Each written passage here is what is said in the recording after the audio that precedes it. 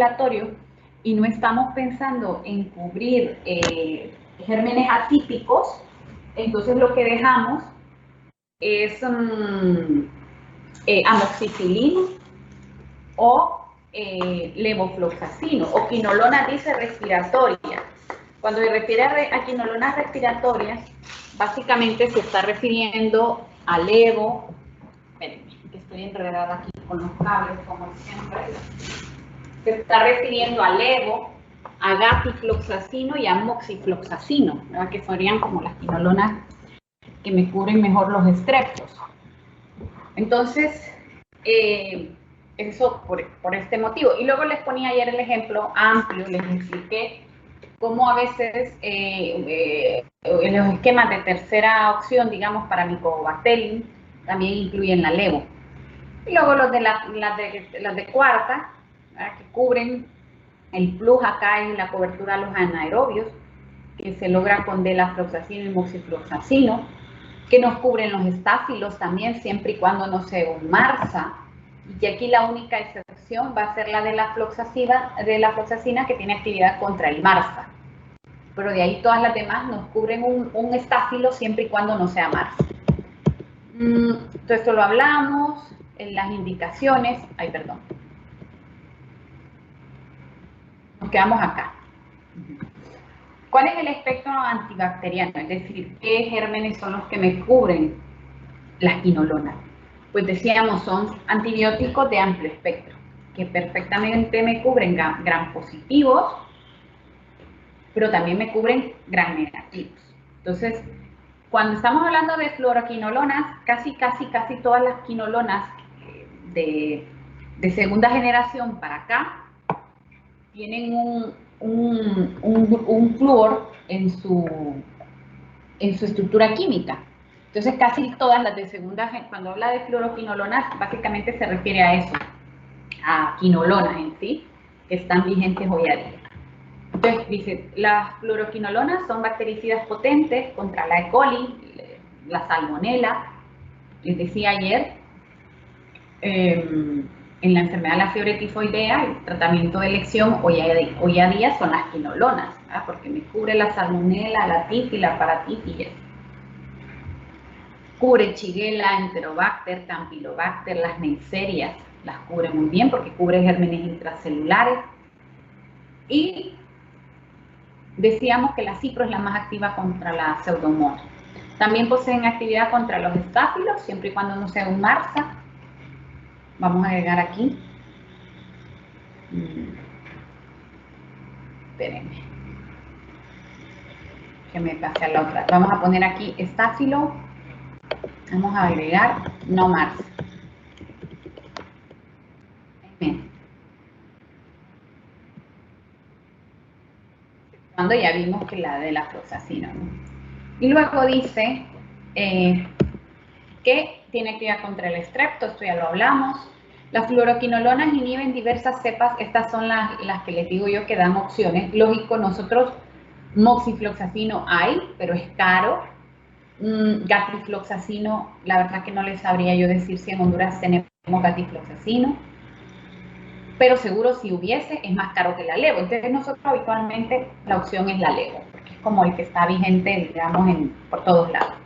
Después, las fluoroquinolonas inhiben también gérmenes intracelulares. Les ponía el ejemplo de la clamidia, ¿verdad? Acuérdense ustedes la clamidia pneumoniae, el otro germen atípico causante de neumonía, Mycoplasma pneumoniae, ¿verdad? Son gérmenes atípicos. Por eso también las quinolonas, la levo sobre todo, es una muy buena alternativa cuando tenemos gérmenes atípicos. O sea, me va muy bien para neumonía porque me cubre el estrepto, me cubre el estáfilo, me cubre la Klebsiella pneumoniae, ¿verdad? A menos que haya desarrollado resistencia, y me cubre también gérmenes atípicos, como la clamidia, el micoplasma, y de hecho es primera línea para el tratamiento de la legionela, la neumonía, que es otro tipo de neumonía típica, ¿verdad? La legionela. Ustedes saben que eso viene esta neumonía viene del legionarios, ¿verdad? De una reunión que hicieron unos veteranos de guerra ahí enfermaron de neumonía y no se sabía cuál era el germen causante de esta neumonía. Y luego pues se pudo aislar el bicho y se vio que era un germen nuevo. Entonces, en relación a que había enfermado a estos veteranos de guerra, pues se le puso el nombre de legionela, ¿no? Porque había enfermado a los legionarios. Pero también las quinolonas me van muy bien para cubrir no solamente gérmenes de vía respiratoria, la clamidia trachomatis, por ejemplo. O sea, una alternativa no es primera línea, eso sí, no es, ustedes saben que la clamidia trachomatis es un germen causante de ETS, de uretritis, creo que es con la gonorrea, la clamidia trachomatis, ellas dos son las primeras causas de uretritis en hombres jóvenes. Entonces, los fármacos ahí de primera línea van a ser también antibióticos que tienen efecto intracelular, acitro, claritro, ¿verdad? Es decir, macrólidos, o se usan tetraciclinas, la doxiciclina, por ejemplo. Son fármacos de primera línea para este tipo de ETS causada por clamidia. Y se complementa el tratamiento con ceftriaxona, porque ya lo hemos dicho en algún sitio, el tratamiento de primera línea para gonococo es la ceftriaxona. Ya no más la peni porque se volvió resistente. Entonces, ustedes van a ver que a veces los esquemas de tratamiento de TS le dice cestria más acitro, porque se está pensando en estos gérmenes, ¿no? En gonococo y en clamidia. Entonces, me va muy bien, tanto para la clamidia neumonía como para clamidia trachomatis. Hemos dicho ya, puede ser parte del esquema de micobacterias, tratamiento de la brucela.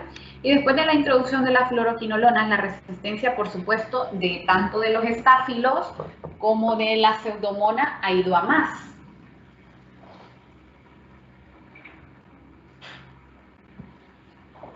Es decir, cada vez vamos a tener pseudomonas, sobre todo a nivel hospitalario, no solo que son resistentes a quinolonas. El otro día les decía, pseudomonas que ya son resistentes, pues, a quinolonas, a cefalosporinas, a carbapenens, y que a veces en ese tipo de pseudomonas la alternativa a veces es amicacina, colistina, ¿verdad? Antibióticos que se dejaron de usar en su momento por lo tóxico que eran.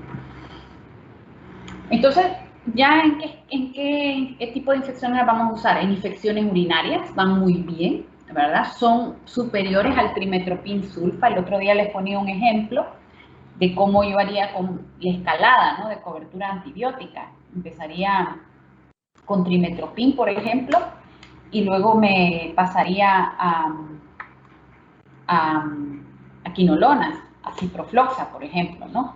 Para mejorar la cobertura. Posiblemente aquí mi mejor alternativa sería ciprofloxa, la norfloxa, la ofloxa, ¿verdad? Son bastante efectivas para el tratamiento de infecciones urinarias. Las prostatitis, ¿verdad? Las prostatitis, ustedes recuerden que la prostatitis da mucha sintomatología urinaria, o sea, el paciente tiene disuria, fenilpolaquiuria, pero y es una ITU baja, pero a diferente del resto de ITU baja, puede dar un poquito de febrícula y sobre todo el paciente se queja de molestias perianales. El paciente no se puede sentar, porque de hecho lo confunden a veces con hemorroides, ¿verdad? Muchas veces uno no tiene mucha expertise, puede confundirlo con hemorroides. Entonces acá el tratamiento se puede hacer también con quinolonas, también son superiores al trimetoprim. Estas permean muy bien el tejido prostático, o sea, serían de elección una quinolona para una prostatitis que no ha sido, digamos, tratada con otro antibiótico. Si ha ido ya mal con quinolona, habría que escalar, ¿verdad? Entonces, ceftriaxona quizás. Entonces aquí serían las mismas opciones, norfloxa, ciprofloxa, floxa, y se administrará por 4 a 6 semanas. Y esto es importante, cuando es una prostatitis, el tratamiento antibiótico es de 4 a 6 semanas. Entonces tengan cuidado porque a veces el paciente puede recaer y lo que ha pasado es que a lo mejor le hemos dejado solo 7 días de antibiótico. En la prostatitis sí, el tratamiento hay que hacerlo bastante prolongado porque el problema es que como es un tejido que si bien es cierto, la quinolona es lo que mejor penetra, a veces el antibiótico no es suficiente 5 o 7 días de antibiótico. Luego, la GTS, esto ya lo dije, también es activa contra el Haemophilus ducreyi, que es el responsable del chancro. Es útil para el tratamiento de la clamidia, que ya dije que en los hombres jóvenes junto con la gonorrea son las causas principales de uretritis, que en las mujeres puede dar cervicitis, puede producir también enfermedad inflamatoria pélvica, ¿verdad? Entonces aquí podemos utilizar quinolona, ciprofloxa o floxa, y en lugar de doxi o acitro, que serían como los de elección. En realidad la elección aquí primera sería citro o doxiciclina, que es una tetraciclina. Las demás quinolonas no han sido tan efectivas en forma constante. Y luego también las quinolonas están indicadas para la diarrea, para cuadros infecciosos abdominales, ¿verdad? Sobre todo la diarrea del viajero, que es causada por la E. coli enterotoxigénica, y las quinolonas son tan efectivas como el trimetoprim, también se puede usar trimetoprim. Son también útiles en tratamiento de Shigella, ya lo habíamos dicho, para los pacientes tanto con la enfermedad, con fiebre tifoidea, como para los portadores asintomáticos de la salmonela, es útil el tratamiento con quinolona. En el caso de las infecciones respiratorias, las fluoroquinolonas son activas contra Streptococcus pneumoniae, poseen también actividad contra otros gérmenes que son gram negativos, la Moraxella catarrhalis. El otro día les decía, Moraxella catarrhalis, Haemophilus influenza y Streptococcus pneumoniae son los principales responsables de infecciones respiratorias altas. Entonces, perfectamente podría usar una quinolona para una otitis, para una, ¿cómo se llama? Una sinusitis, un cuadro que se me sobreinfecta después de un resfriado común, que es un cuadro viral, o para simplemente una neumonía o una exacerbación de una bronquitis crónica, que suelen cursar las bronquitis crónicas. Cuando se exacerban, pues casi siempre es asociada a alguna sobreinfección bacteriana. El antibiótico de elección, decíamos, para legionela, sobre todo levofloxacino, aunque también podría usarse acitro, pero de primera línea sería la levo, y útil en las exacerbaciones respiratorias, ya lo habíamos dicho, de los pacientes con fibrosis quística. Y es a raíz de estos pacientes con fibrosis quística que se agarra experiencia del uso de quinolonas en población pediátrica.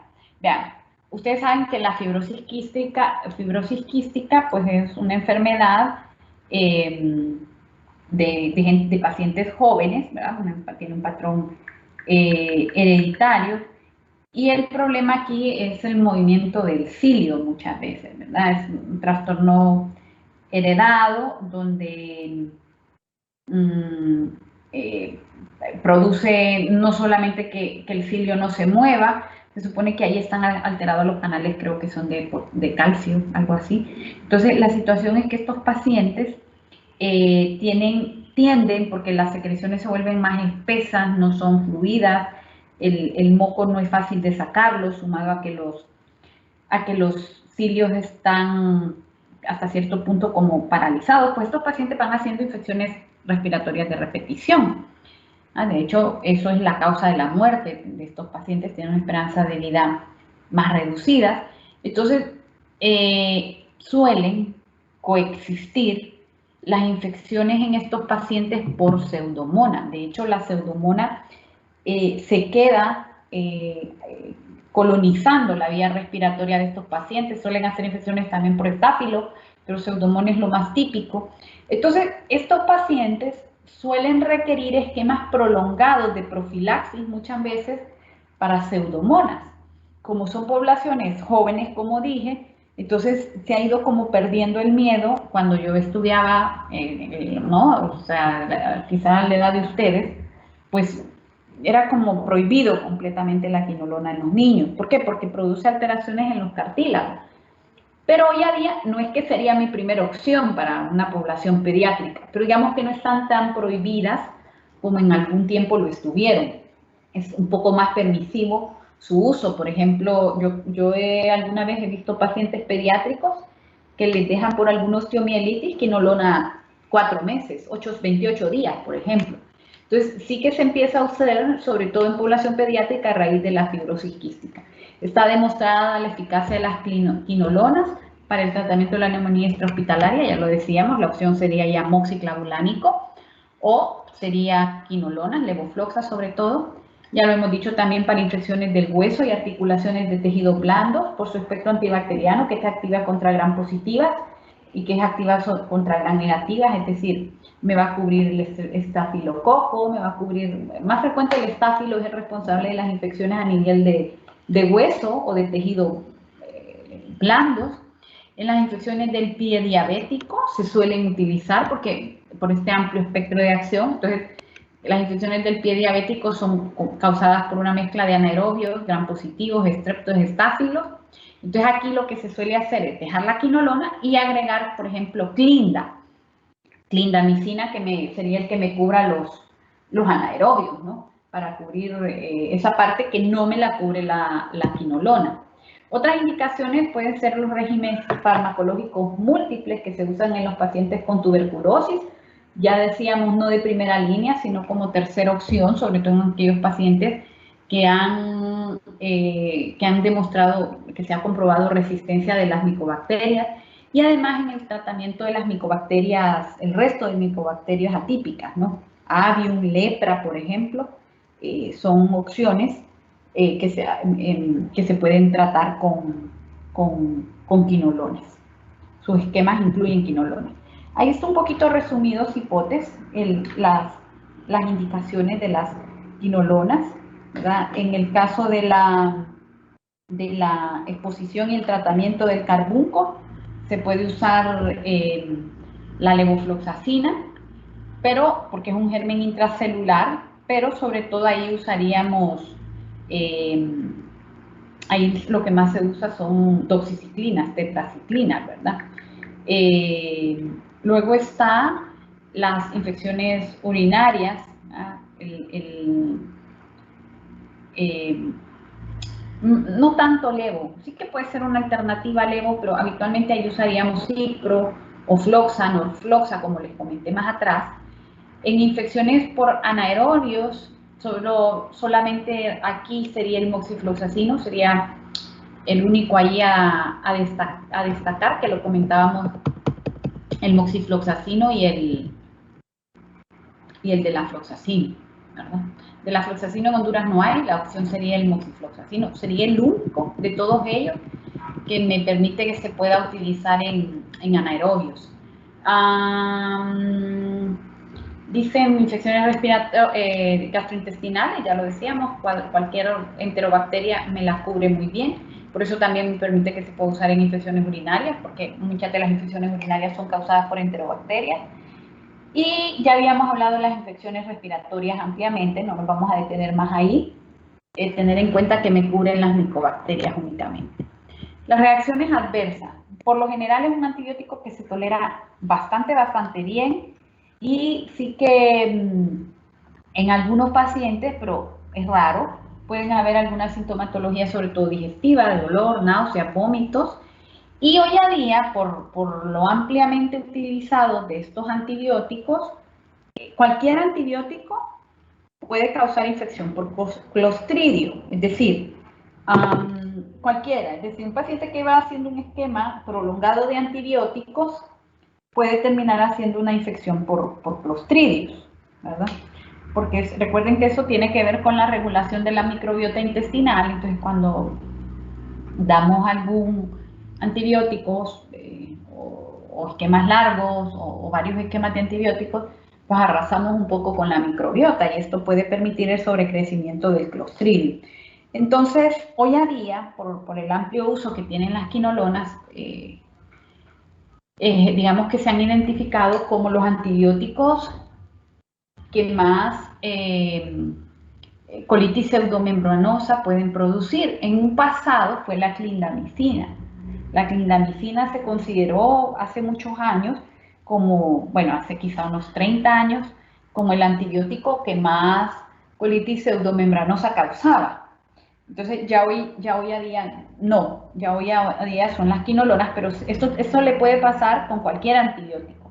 Hay que tenerlo presente, ¿verdad? En un paciente que usted lo tiene con esquema terapéutico X y empieza a aparecer un cuadro diarreico, fiebre, y lejos de ir mejorando el cuadro séptico se reactiva, piense que a lo mejor le está haciendo una colitis pseudomembranosa. Un efecto secundario, y que el diagnóstico de la colitis pseudomembranosa en Honduras, pues miren, yo no sé si habrá alguna otra opción mejor. Creo que hay una, pero no es en la práctica médica habitual, sino que es como para laboratorio. Entonces lo que hacemos habitualmente es pedir las toxinas, ¿verdad? En heces, las toxinas de Clostridium en heces, y ese es el método diagnóstico. Lo que pasa es que tiene que tener, creo que es una cosa así como 3 pruebas para tener una sensibilidad del 80%. Es decir, que el que le salga negativa la toxina no le descarte el diagnóstico, ¿verdad? Porque no es fácil aislar la toxina. Un efecto secundario reconocido, que es muy raro, la verdad yo les voy a decir que yo siempre lo pienso, siempre lo tengo presente, pero en realidad nunca he podido yo diagnosticar yo un paciente con esto. Sí que he visto un solo paciente una vez, es la ruptura del tendón de Aquiles. Eso sí puede pasar, es muy típico del uso de quinolonas que haya ruptura del tendón de Aquiles. Y esto se da sobre todo en personas mayores que a lo mejor ya tienen corticoides, que reciben corticoides porque son, qué sé yo, neumópatas, por una enfermedad autoinmune, o pacientes que han sido trasplantados de órganos sólidos. Esa es la población que mayor incidencia de ruptura del tendón de Aquiles tienen. Y estos pacientes, incluso a veces ha pasado algún tiempo desde que acabaron el tratamiento con quinolonas, 1 o 2 semanas, y pueden tener este efecto secundario. Es decir, no es un efecto secundario que necesariamente va a coincidir con el antibiótico y se manifiesta por dolor. El paciente empieza a referir mucho dolor en el sitio donde ve el tendón de Aquiles, ¿no? En el tobillo, digamos, en la parte posterior del tobillo, y ahí eso se diagnostica haciendo un ultrasonido de partes blandas. Pero yo siempre la busco, yo siempre busco esta complicación cuando me he encontrado con pacientes perdón, que me cuentan que han tenido dolor, ¿verdad? Y que recientemente hicieron tratamiento con quinolonas, pues les mando a hacer el ultrasonido, pero ya les digo, no he podido diagnosticar ni uno. Sí que he visto un caso una vez. O sea que es muy raro, es una complicación muy rara. Y dice, son conocidas, y este era el motivo por el cual estaban absolutamente contraindicadas en los niños. Hoy es una contraindicación relativa, digamos, es decir, se tiene que valorar riesgo-beneficio, sobre todo cuando usted tiene, por ejemplo, usted tiene un niño que tiene una prótesis X articular y ese niño necesita hacer tratamiento prolongado para pseudomonas, por ejemplo, ¿no? O tiene una infección por una pseudomona en un huesito, una osteomielitis, y no hay algún antibiótico por vía oral que le pueda ser útil. Entonces, a lo mejor le tienen que dejar la quinolona por 28 días, ¿me explico? Es decir, valorar riesgo-beneficio. Entonces, son conocidas las quinolonas por la artropatía que pueden producir. Por esta razón, el uso de quinolonas en niños, sería aquí, estaba contraindicado. No obstante, los niños con fibrosis quística que recibieron ciprofloxacino, norfloxacino o ácido analidíxico, que ya no se usa, ¿verdad? Ácido analidíxico, bueno, sí que se usa, pero es como quien usa, como quien va a la farmacia y compra, ay, no sé, enteroguanil, no tengo ni idea qué es el enteroguanil, debe ser alguna sulfa, pienso yo, o como quien va a la farmacia y compra un sobrecito de sulfa en polvo, eso lo venden en las farmacias, en los pueblos, en las pulperías, bueno, pues por ahí debe andar el ácido analidíxico. Entonces, han aparecido muy pocos síntomas a raíz de la experiencia que se tuvo en esta población. Por lo tanto, en algunos casos, los beneficios superan los riesgos del tratamiento con quinolonas en los niños, ¿verdad? Entonces, sí que se hay experiencia. Las embarazadas sí, no se recomienda administrar en las mujeres que están embarazadas. y se ha visto que puede interferir con algunos antiarrítmicos, entonces no debe administrarse en pacientes que ya reciben amiodarona, procainamida, algún tipo de antiarrítmicos porque pueden inducir arritmias. Neuropatía periférica, convulsiones y fototoxicidad son ya efectos secundarios más raros asociados a las quinolonas. Bueno, esto era lo que yo tenía que hablar de quinolonas. ¿Preguntas o dudas de quinolonas, muchachos? Sí, doctora, una consulta. Diga. Ya que la quinolona dijo que no se utilizan en embarazadas, ¿es una contraindicación absoluta o hay casos en los que de último recurso se podrían utilizar? Mire, el problema de las quinolonas en esa etapa de la vida, sobre todo tiene que ver con el tema de los huesitos, ¿no? Entonces, en principio no. En principio no, porque, bueno, habrían algunas otras opciones. Recuerden que la quinolona es un antibiótico que sí tiene sustitutos. Es decir, yo el otro día les decía el aminoglucósido, la amicacina. La amicacina, cuando recurrimos a usar amicacina en una embarazada, es porque es posible que esa infección en esa paciente no tenga yo otra alternativa. O sea, porque a lo mejor ya no le pega meropenem al germen que tiene, pues tampoco ya le va a pegar carbapenem, o sea, ya no hay otra salida. La quinolona en mujeres embarazadas sí que tiene sustituto, es decir, si tiene una infección urinaria, ¿verdad? Estamos hablando de una infección grave que se le puede ir la vida en eso. Entonces, la quinolona sí que tiene algunas opciones. Usted puede usar ceftriaxona, ¿verdad? Puede usar algún carbapenems, porque si ya si estamos pensando en una pseudomona y esa pseudomona ya es resistente a carbapenem, seguro que ya lo es a la quinolona. Es decir, la quinolona no es superior a la cefalosporina de tercera ni es superior a los carbapenem. Entonces, en realidad las series que hay, los estudios que hay con mujeres embarazadas que recibieron quinolonas, que son todos ellos, no son estudios de buena calidad, son estudios con bajas poblaciones, son estudios prospectivos, no se ha visto que produjeran alteraciones en los fetos de humanos, pero sí es un antibiótico que está dentro de la categoría C. Sí que hay estudios en animales y se ha visto que sí que en animales puede producir. Entonces, partiendo del hecho de que la quinolona, las poblaciones en las que se ha utilizado, ¿verdad?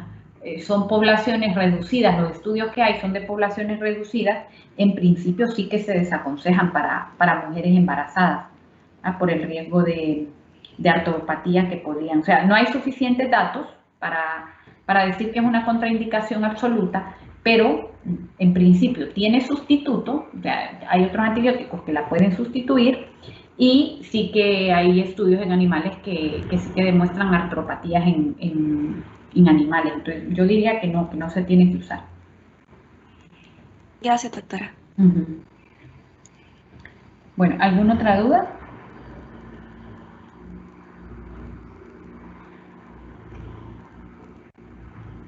¿Alguna otra pregunta de esto? ¿No? Bueno, entonces, a diferencia del uso de la quinolona en los niños, ¿verdad? Que en los niños, si bien no hay seguramente por ficha técnica es lo que sale cuando el medicamento se aprueba. Sigue estando contraindicada en niños, ¿verdad? Por ficha técnica. Sin embargo, sí que hay estudios de poblaciones un poco más amplias, ¿verdad? Del uso de quinolonas en población pediátrica, y no es que tiene y de entrada le voy a poner quinolona a un niño. No, estoy diciendo casos extremos, ¿verdad? Donde el paciente, les ponía el ejemplo típico, el típico ejemplo es la osteomielitis o la fibrosis quística. Entonces, si hay que dejar profilaxis en esos pacientes que son esquemas largos, entonces se ha usado quinolonas y no, digamos que no se ha visto tanto efecto secundario. Pero en principio en las mujeres embarazadas no tendríamos que dejar quinolonas. Bueno, vamos a ahora hablar de sulfa, Vamos a avanzar con sulfa y ustedes van a tener que avanzar con el video. En principio el lunes yo entiendo que es feriado, según el calendario no lo cambian de aquí al lunes, es feriado. Entonces, bueno, ya veremos porque el jueves ustedes van a hacer la clase de forma sincrónica. Pero yo veré si el lunes también avanzan o qué. Tengo que preguntar cómo está lo del calendario, cómo lo cambian. Bueno, vamos a hablar ahora de las sulfas y las sulfas poseen actividad antimicrobiana, son antibióticos viejísimos las sulfas. Las sulfas salieron casi, o se empezaron al menos a comercializar casi a la par de la penicilina, para que vean lo viejitas, salen como en el año 35, empezando de la Segunda Guerra Mundial. Entonces, las sulfas poseen actividad antibacteriana amplia, tanto contra bacterias gram positivas, cada vez menos, cada vez hay más bacterias gram positivas que son resistentes, y gram negativas. Pero dice cada vez son más frecuentes las cepas rebeldes, por lo que la indicación, el uso de estos antibióticos ha ido disminuyendo. Hay varios tipos de sulfas, ¿verdad? Hay varias clasificaciones, ¿verdad? También de sulfas. Esta es una clasificación en base a vida media. Hay otra clasificación en base al sitio donde actúan, ¿verdad? Y vamos a hablar de algunas de ellas, no vamos a hablar de todas las sulfas, vamos a hablar de las sulfas que más se utilizan, ¿verdad? Hay sulfas que son absorbibles por vía oral, la sulfametacina, el sulfadiazol, el sulfisoxazol. Hay sulfas siempre por vía oral de vida media, el sulfametoxazol, sulfadoxina. Y luego están las sulfas que no son absorbibles por vía oral, que son más que todo para hacer efecto intraluminal, ¿verdad? Y de aquí yo únicamente destacaría la sulfasalacina. La sulfasalacina. Y para uso tópico, que estaría la sulfacetamida, la sulfadiazina argéntica, ¿verdad? Que serían como las más importantes. En realidad, la familia de las sulfas va más allá de los antibióticos. La primera sulfa que sale es esta, la sulfanilamida. Fue la primera que salió en los años 35 y que es un antibiótico. Pero a partir de ella se van a derivar una serie de fármacos que no tienen propiedades antibióticas, como por ejemplo la tolbutamida y la clorpromacina. Ustedes se recuerdan de su clase de diabetes, este tipo de antibióticos, de fármacos pertenecen a las biguanidas, pertenecen a la misma familia que pertenecen a las sulfonilureas, a la misma que pertenece la glibenclamida. Nada más que ellas son de primera generación y por eso ya casi no se usan. Pero la tolbutamida y la clorpropamida son hipoglicemiantes orales que pertenecen a las familias de las sulfonilureas. Luego está, que recordarán, el propiltiuracilo y el tiamazol, ¿verdad? Son hipotiroideos, son fármacos que se usan en el tratamiento del hipertiroidismo, ¿verdad? Aquí hay otras que son, por ejemplo, la clorotiazida, la hidroclorotiazida, la misma acetosolamida, son sulfas, pero que son diuréticas. Entonces, por mecanismos diferentes, ¿no? La acetosolamida actúa inhibiendo la anidrasa carbónica, ¿no? Entonces, son antibióticos, son algunas de ellas antibióticas, pero hay que tener presente que su efecto va más allá de algunas de ellas, va más allá de un antibiótico. y que se usan en otras áreas de la medicina. Por ejemplo, la sulfadiazina, que la habíamos comentado acá, aquí se usa para el tratamiento de quemaduras. La sulfasalacina, la habíamos comentado acá, se usa para como un efecto inmunomodulador antiinflamatorio a nivel intestinal, es decir, que hay otras sulfas, ¿no? Es lo que trato de explicar. Entonces, dentro del espectro antibacteriano que tienen estos fármacos, vamos a ver que son activas las sulfonamidas contra los estreptococos piógenes, el Streptococcus pneumoniae, el Haemophilus influenza, el Haemophilus ducreyi, la nocardia, la actinomyces, la Chlamydia trachomatis, aunque este espectro lo vamos a dejar entre comillas, es decir, cada vez más pues habrá bichos que ya la sulfa no le pega, ¿verdad? Es decir, estreptococo. Entonces usaríamos sulfas para tratamiento de neumonía y no es así, porque hay mucho estreptococo resistente a sulfa. O para ETS, lo mismo pasa. Entonces, en realidad, el espectro cada vez se ha ido reduciendo más para estos antibióticos. El mecanismo por el que actúan las sulfas es porque, a diferencia de nosotros, el bicho, las bacterias, tienen capacidad de sintetizar su propio ácido fólico. Recuerden que el ácido fólico, déjenme ver si tengo alguna diapo de eso. Pensaba que la había agregado. No lo agregué. Bueno, recuerden que el ácido fólico lo utilizamos para la síntesis de purinas, de ninaguanina, para la síntesis de timidina, es decir, el ácido fólico es útil al final de cuentas. En resumen, es útil para la síntesis de los ácidos nucleicos. Entonces, la sulfa va a inhibir, se parece mucho, tiene un anillo que es muy similar, que la hace muy similar al PABA, al ácido paraminobenzoico, que va a ser el principio, la molécula a partir de la cual la bacteria va a terminar sintetizando su propio ácido fólico, su propio ácido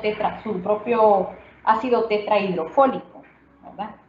Entonces, cuando utilizamos una sulfa, simplemente lo que va a ocurrir es que la sulfa se va a meter acá y va a bloquear esta síntesis, porque va a bloquear a la enzima, a la dihidropteroato sintetasa, se llama esa enzima. Aquí está escrito, dice, las sulfonamidas son inhibidores competitivos porque tienen un anillo muy similar al PABA, ¿verdad? Lo que la hace diferente son unos radicales que tienen las sulfas, las diferentes sulfas varía su radical, pero en la estructura del anillo son muy similar al PABA. Entonces, eso hace que al utilizar una sulfa se inhiba la dihidropteroato sintetasa, que es la enzima bacteriana, es decir, la que tienen las bacterias, que va a provocar la conversión del PABA al ácido tetrahidrofólico. Es decir, al final lo que bloquea es ese paso limitante a partir de este precursor ácido fólico. Eso hace la sulfa. Y vean, cuando utilizamos la sulfa, que es muy frecuente, y aquí ya de una vez lo vamos a explicar, cuando combinamos, que es una combinación sinérgica que se suele hacer con trimetoprim, el trimetoprim lo que hace es bloquear, que en algún día hemos hablado ya de antibióticos, que bloquean la tetrahidrofolato reductasa, una enzima que me convierte el ácido dihidrofólico a tetrahidrofólico, que es la forma en la que lo utiliza, se utiliza para la síntesis de los ácidos de los nucleótidos. Entonces, y finalmente de los ácidos nucleicos, ¿verdad?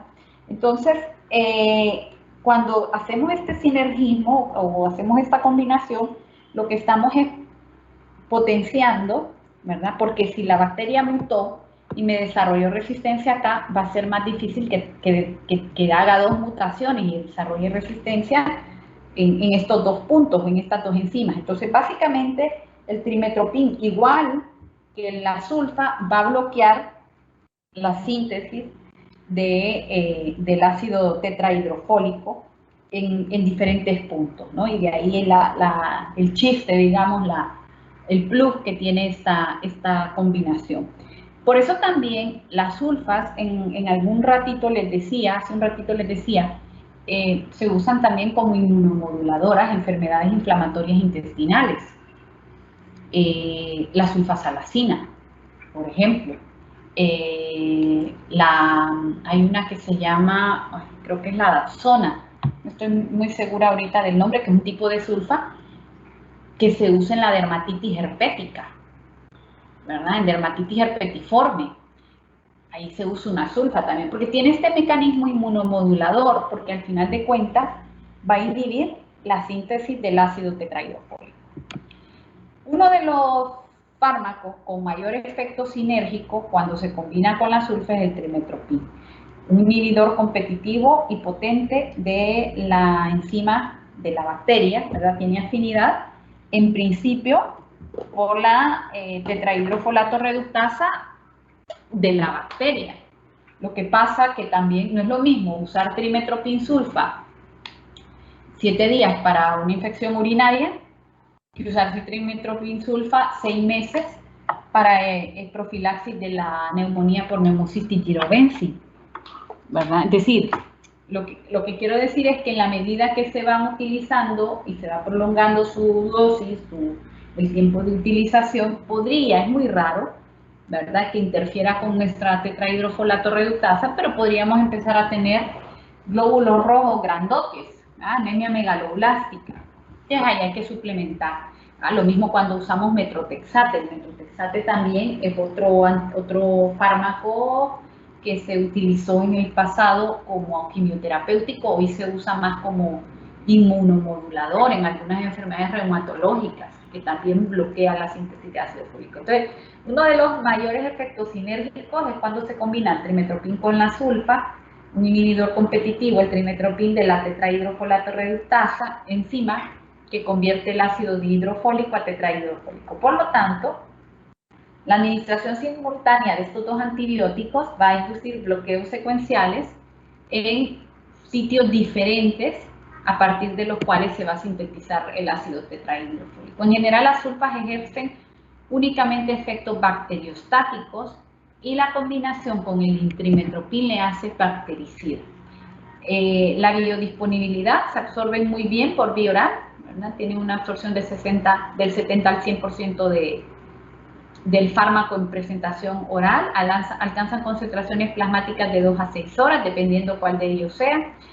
Lo que varía es el radical, como les decía, y la absorción en otras ubicaciones, como aparato respiratorio, vagina, la piel lacerada, es variable y poco confiable. Yo les decía el otro día, en los kits de la Segunda Guerra Mundial, a los gringos, los gringos, les ponían sulfa, un sobrecito de sulfa en su kit de primeros auxilios, pero es que en realidad la absorción por ahí es poco predecible.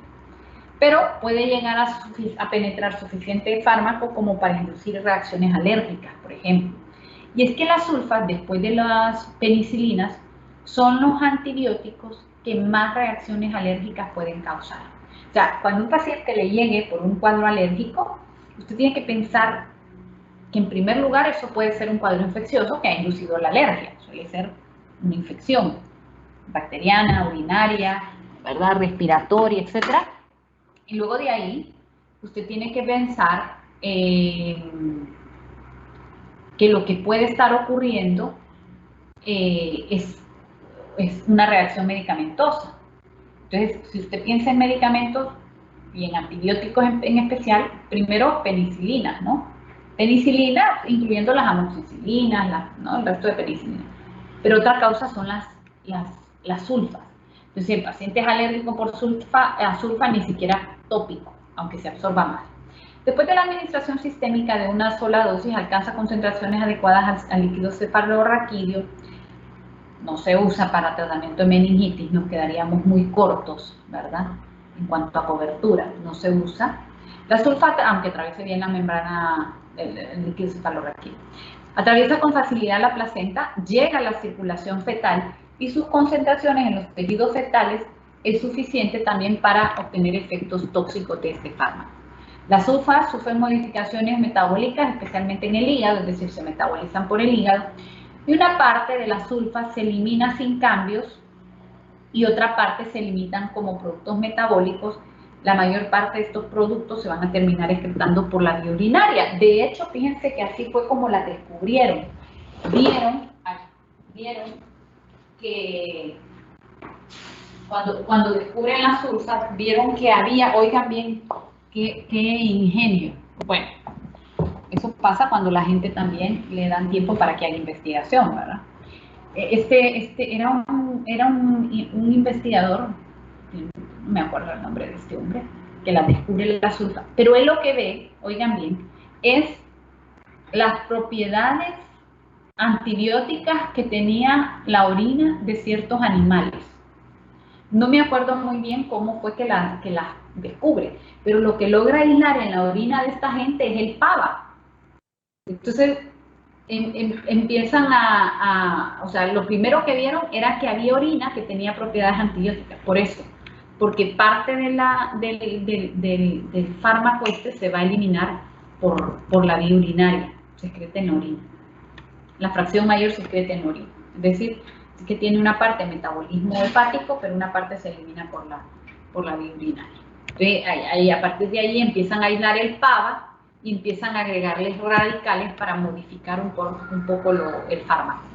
El sulfametoxazol es un análogo, vamos a hablar de algunas de ellas, les dije. El sulfametoxazol es un análogo del sulfisoxazol, pero tiene la ventaja de que se excreta de forma más lenta. O sea, ¿se recuerdan? Acá les había dejado el sulfisoxazol, está por acá, ¿no? Entonces se excreta muy rápido. En cambio, el sulfametoxazol pues va más lento. Es un análogo, son muy similares con la ventaja que se va a absorber más lento, pero también se va a eliminar más lento por la vía urinaria. Se administra por vía oral y se utiliza sobre todo en infecciones urinarias o infecciones sistémicas. La sulfasalacina se absorbe poco por el aparato digestivo y habitualmente se combina con salicilato, el ingrediente principal de la aspirina, salicilato, y se utiliza para tratamiento de colitis ulcerosa, ¿no? En pacientes que van, bueno, para tener un efecto luminal más que todo, en pacientes que hacen enteritis, pacientes artríticos. Recuerden que la artritis tiene las manifestaciones articulares y las extraarticulares, ¿verdad? Y entonces dentro de las manifestaciones extraarticulares van a estar las enteritis que tienen estos pacientes. Y estos son fármacos que se clasifican dentro del grupo de drogas antirreumáticas modificadoras de la enfermedad.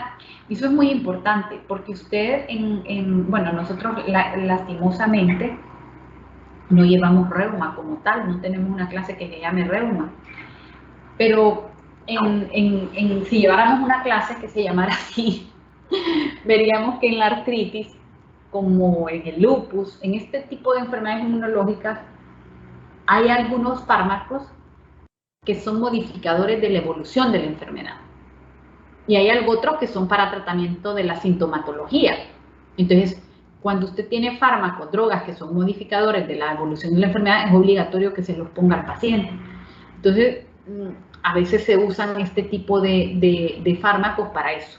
La sulfasalacina, que, como les comenté, se combina con salicilato. También se utiliza en otro tipo de enfermedades reumáticas, como la espondilitis anquilosante, las artritis reactivas, ¿verdad? Que son casi siempre secundarias a procesos infecciosos. Un paciente que le da, qué sé yo, una enfermedad infecciosa X, casi siempre, muchas veces, no casi siempre, muchas veces son ETS, uretritis, y entonces hacen artritis reactivas. Artritis psoriásica también se puede utilizar sulfasalacina. La sulfacetamida son soluciones de sal sódica que se utilizan en forma extensa en infecciones oftálmicas. Se pueden utilizar de forma tópica y en principio hay que tener precaución por el riesgo de sensibilidad y que tampoco son tan eficaces por vía ocular, tópica. Luego está la sulfadiazina argéntica. La sulfadiazina argéntica es un tipo de sulfa que se usa sobre todo en quemaduras, ¿verdad? Porque es un antibiótico, ¿verdad? Es un antibiótico, pero que también ayuda a la epitelización. Entonces, inhibe el crecimiento in vitro de casi todas las bacterias y los hongos patógenos. Y este compuesto es una crema en realidad. Es una crema que se aplica por vía tópica, sobre todo en infecciones por quemaduras, y algunos la consideran un fármaco de primera línea para prevenir infecciones en quemados. No se utiliza como tratamiento de una reacción profunda establecida. Eso, ojo, es decir, sí que se puede utilizar, pero hay que tener en cuenta que como trae plata, ¿verdad? Dice la plata se libera lentamente de la preparación a una concentración que es selectivamente tóxica para los microorganismos. Entonces, depende de la superficie quemada, ¿verdad? Yo he visto en los hospitales, escuelas, los embadurnan todos de sulfadiazina de plata, pero también tienen que tener en cuenta la cantidad de superficie quemada, porque en principio se va a empezar a absorber, ¿verdad? Sí. Entonces, por eso dice, no se utiliza como tratamiento de una reacción profunda, ¿verdad? Porque ahí hay que tener cuidado. En combinación, pueden ser bactericidas contra bacterias gram negativas, las sulfas. Ya veíamos que combinadas con trimetoprim, solas son bacteriostáticos, pero combinadas con trimetoprim son bactericidas contra bacterias gram negativas, aerobias facultativas y estafilococo. Esto es muy importante, porque lo que les decía el otro día, les ponía el ejemplo de cuando yo me quedé así un poco de ponerle trimetoprim a un estafilo, también me lo cubre. Posee actividad discreta frente a algunos estreptos y carece de actividad frente a anaerobios. Las sulfonamidas aisladas rara vez se utilizan en tratamiento de infecciones bacterianas, aunque figuran como fármaco de elección en la lepra, la dapsona, por ejemplo, en la anocardia, en la toxoplasmosis. Vamos a hablar más adelante, cuando hablemos de toxoplasma, vamos a hablar de la sulfadiazina, que se combina con pirimetamida para el tratamiento de la toxo. Ahí también se usa, es decir, las sulfas también se pueden utilizar en infecciones causadas por protozoos. La toxoplasmosis es el ejemplo más típico, pero también se puede usar, como veremos, en el tratamiento del neumocistis. La combinación de sulfadoxina y pirimetamida es eficaz para el tratamiento del plasmodium. Nosotros el esquema del país es otro, pero sí que en países donde hay resistencia, sobre todo al Plasmodium falciparum, usan esta combinación, ¿verdad? Pirimetamida con sulfadoxina. La pirimetamida, que la comentábamos aquí, también bloquea la síntesis de ácido fólico en otro punto diferente. Entonces, a veces se combina sulfadoxina con pirimetamida para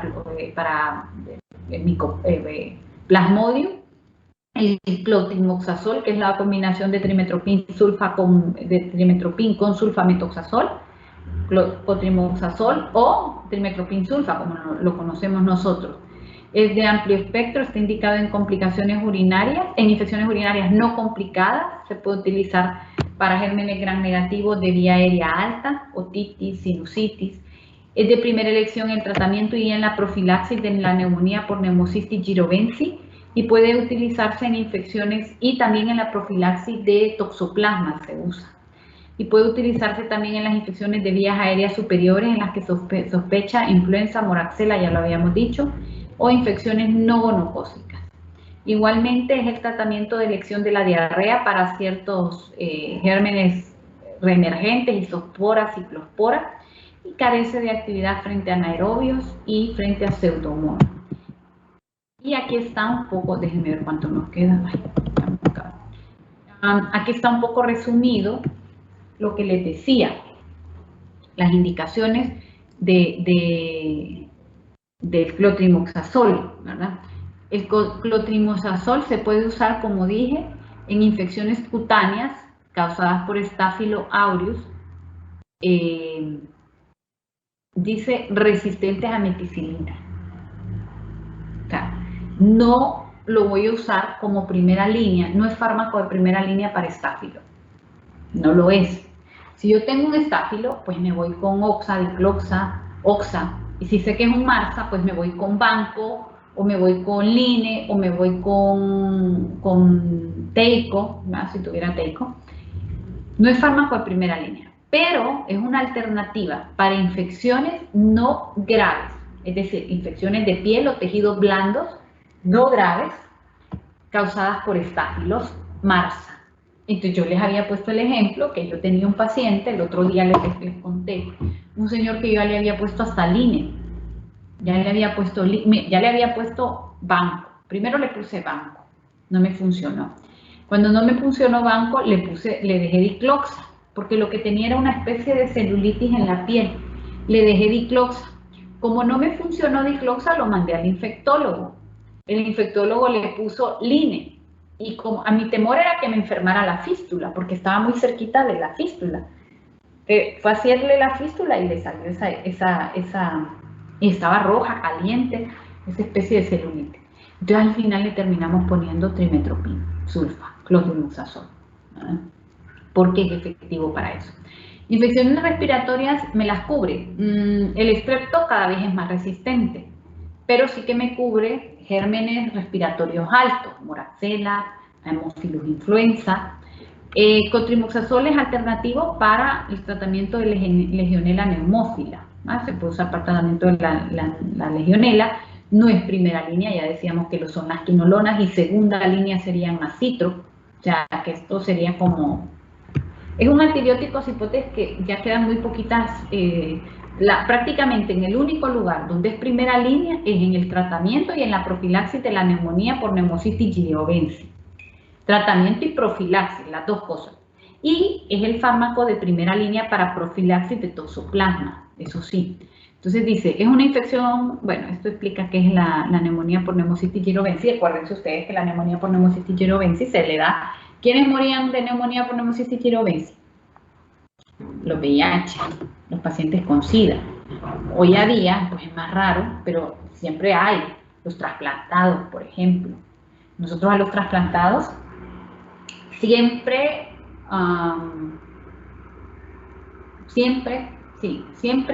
les dejamos un mes o a veces hasta un año, depende de la inmunosupresión que lleven, de profilaxis con trimetoprim para la neumonía por Pneumocystis jirovensis. Y en los VIH, pues depende del recuento de CD4, ¿verdad? Entonces, si el recuento de CD4 baja de 200, le dejamos profilaxis para neumonía por Pneumocystis jirovensis. Y si baja de 100, le tenemos que dejar también para toxoplasma. Lo que pasa es que aquí ya la llevan, ¿verdad? Porque la llevan por la neumonía. La listeria, el fármaco de primera línea es la AMPI, ya lo hemos dicho, pero la alternativa a las neumonías, a las meningitis causadas por listeria, es el clotrimazol. Es efectiva para tratar la septicemia y meningitis causada por listeria. En las infecciones urinarias, que es lo que vamos a tener siempre en los centros de salud, trimetoprim, se puede intentar.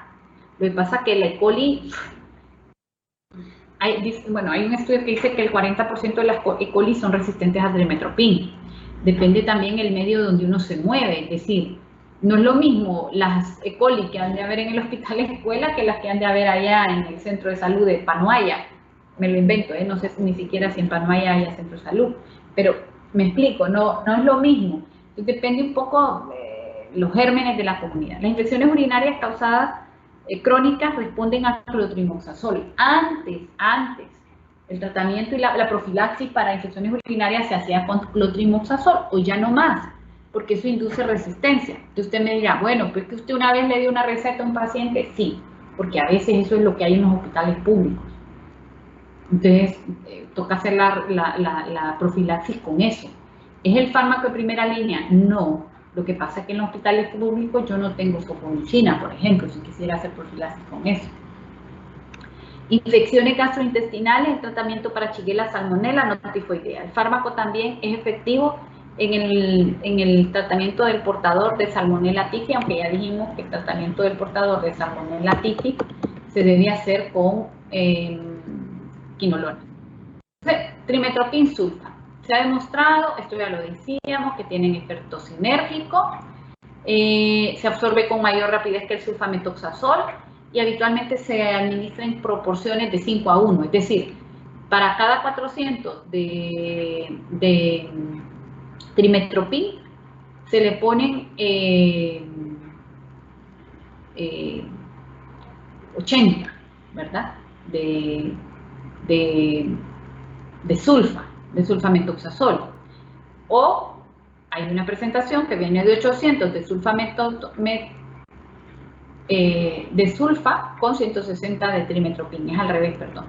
Aquí serían, entonces, el ejemplo que les puse, 40 y 80 de 400 de sulfa y 80 de trimetoprim. Útiles en las infecciones urinarias, dicen las profilaxis. Esto ya lo expliqué. Esto dice el libro, pero más recientemente esto ya no aplica. Esto lo vamos a dejar como entre comillas, pero no sé poner comillas. Vamos a ver. Es que como no sé, aprieto y algo me va a salir. Ahí.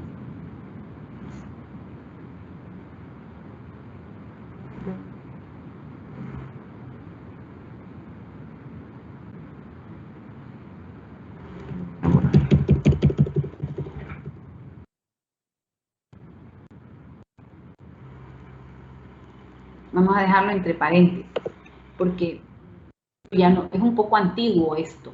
Lo que pasa es que como a veces nosotros no lo quito, no porque quiero que aprendan malas mañas, sino porque es que a veces es lo que hay en los hospitales públicos, hipótesis.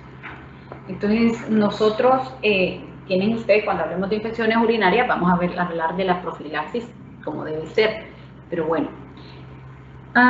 Se pueden utilizar, como decíamos, infecciones respiratorias altas, otitis, sinusitis, bronquitis, ¿verdad? Sobre todo pensando en gérmenes gram negativos, Haemophilus, Moraxella. ¿verdad? En las infecciones digestivas se pueden utilizar el tratamiento de la Shigella, en la fiebre tifoidea, en las infecciones por E. coli, pero cada vez hay más resistencia, por eso ahí casi siempre lo que usamos son quinolonas. Se puede utilizar, decíamos, en el tratamiento de la profilaxis de la neumonía por Pneumocystis jirovecii. Ahí dejo el esquema que se usa. Si usamos esta presentación de 800, 160, lo usamos 3 veces a la semana.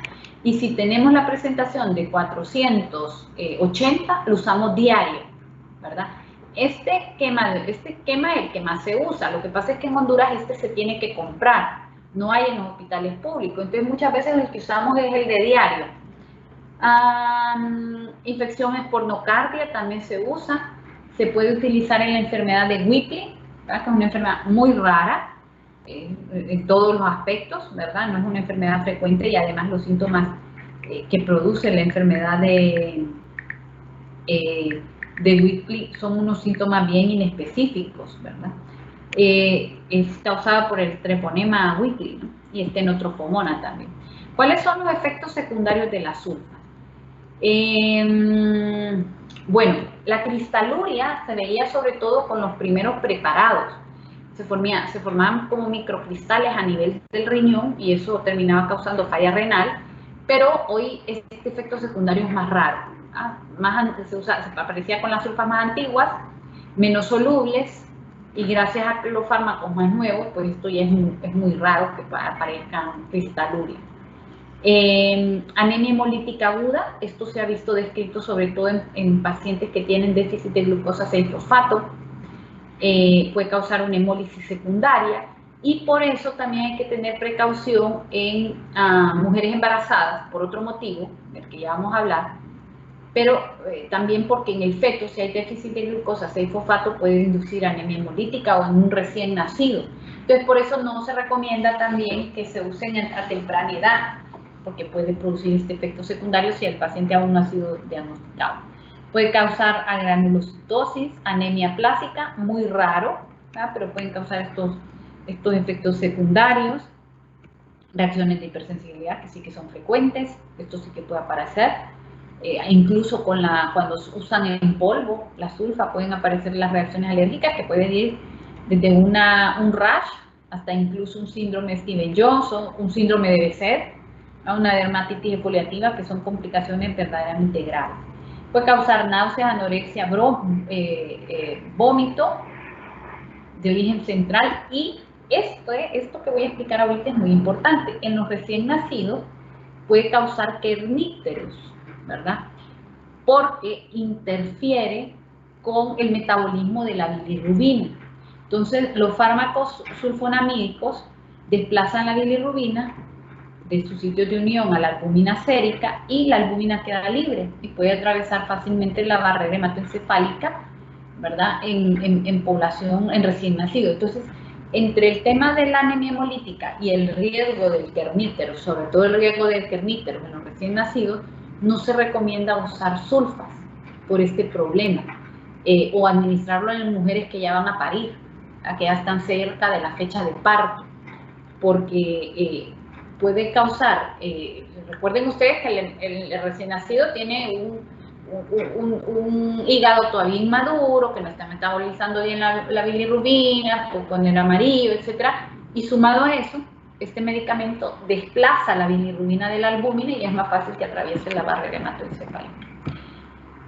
Bueno, esto último era en relación al trimetoprim-sulfa, esto último que hablamos. Hablamos un poquito de las sulfas, pero es que es una familia tan grande, ¿verdad?, que incluye desde el propiltiuracilo, como vieron. Entonces lo orientamos a los que nos interesan como antibióticos, que básicamente es el trimetoprim-sulfa.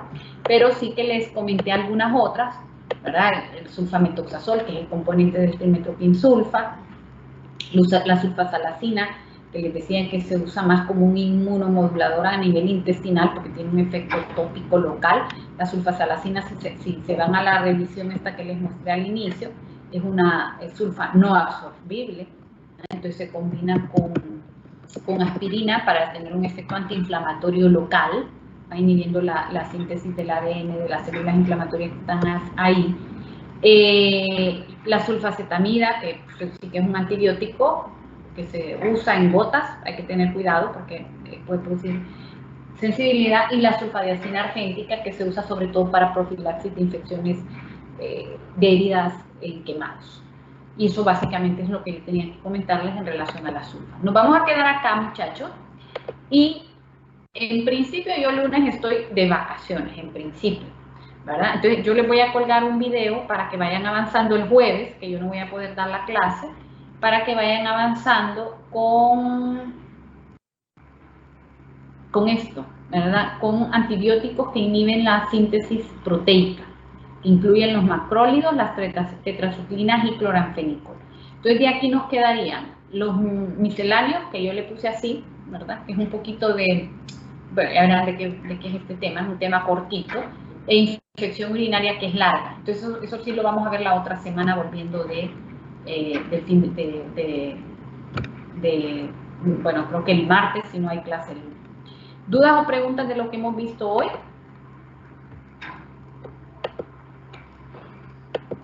Están dormiditos ya.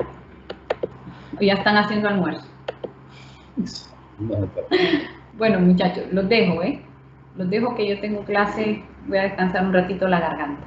Gracias, doctora. Que tenga buen día. Hasta luego. Bye. Nos vemos. Buen día. Bueno, hasta luego.